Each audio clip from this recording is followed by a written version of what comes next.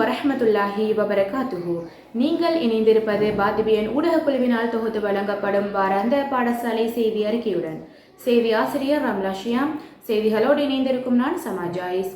விரிவான செய்திகளுக்கு நுழையும் முன்னதாக முதலில் இன்றைய நாளுக்கான தலைப்புச் செய்திகள். நடைபெற்று முடிந்த விஞ்ஞான ஒலிம்பியா பரீட்சை. மாணவர்களின் கல்வியில் பண்புசார் விருத்திகளை ஏற்படுத்துவதற்கான ஆசிரியர்கள் குழு நியமனம். டெங்கு நோய் ஒழிப்புக்கான வேலை திட்டம். புதிய மாணவ தலைவர்களை தெரிவு செய்வதற்கான விண்ணப்பம் கோரல். வாசிப்பு மாதம் தொடர்பான முக்கிய அறிவித்தல். தொடர்பான விரிவான செய்திகள். கடந்த 16ஆம் திகதி திங்கட்கிழமை தரம் 6 முதல் 11 வரையான மாணவர்களுக்கான விஞ்ஞான ஒலிம்பியா பரீட்சையானது மாவனல்லை மயூரபாத மத்திய கல்லூரியிலே நடைபெற்றது. இப்போட்டி நிகழ்ச்சியில் எமது பாடசாலை மாணவர்களின் பங்கை பற்றியமை குறிப்பிடத்தக்க விடயமாகும்.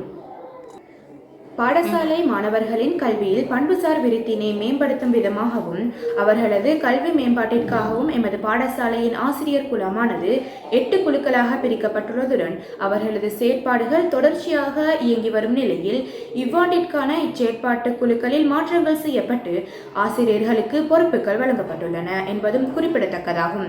எனவே இக்குழுமத்தில் உள்ள ஆசிரியர்கள் தங்களது பொறுப்புகளை சிறப்புற நிறைவேற்றி ஒத்துழைப்பினை வழங்குமாறு பாடசாலை நிர்வாகம் வேண்டிக்கொள்கிறது. தற்போது நாடளாவிய ரீதியில் டெங்கு மற்றும் சிக்கன்குனியா போன்ற நோய்கள் அதிகளவு பரவி வருகின்றன. அதனை கட்டுப்படுத்தும் நோக்கில் எமது பாடசாலையிலும் டெங்கு ஒழிப்பு குழு ஒன்று நியமிக்கப்பட்டு இயங்கி வருகின்றமை குறிப்பிடத்தக்கது.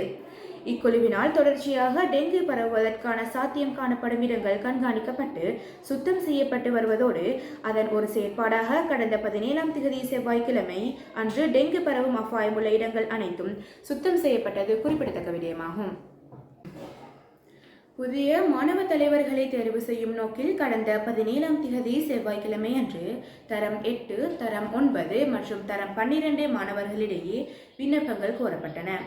அந்த வகையில் அவ்விண்ணப்ப படிவங்களை மாணவர்கள் முறையாக பூர்த்தி செய்து நாளை வெள்ளிக்கிழமைக்கு முன்பதாக வகுப்பாசிரியர்களிடம் ஒப்படைக்குமாறு கூறப்பட்டுள்ளதுடன் வகுப்பாசிரியர்கள் அவ்விண்ணப்ப படிவங்களில் குறித்த மாணவர்கள் தொடர்பான முன்மொழிவுகளை பதிவிட்டு எதிர்வரும் 23ஆம் திகதி திங்கட்கிழமை பாடசாலை ஒழுக்காற்று குழு செயலாளரான திருமதி MRI ஷிஃபாயா ஆசிரியரிடம் ஒப்படைக்குமாறு வகுப்பாசிரியர்களை பாடசாலை ஒழுக்காற்று குழு கேட்டுக்கொள்கிறது.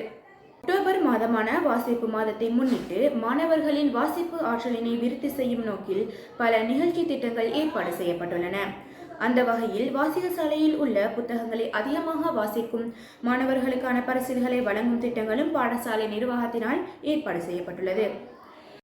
இத்துடன் இவ்வாறு பாடசாலை செய்தி அறிக்கையாகவும் நிறைவு பெறுகின்றது. மீண்டும் எமது அடுத்த வார செய்தி அறிக்கையை எதிர்பாருங்கள். நன்றி, வசலாம்.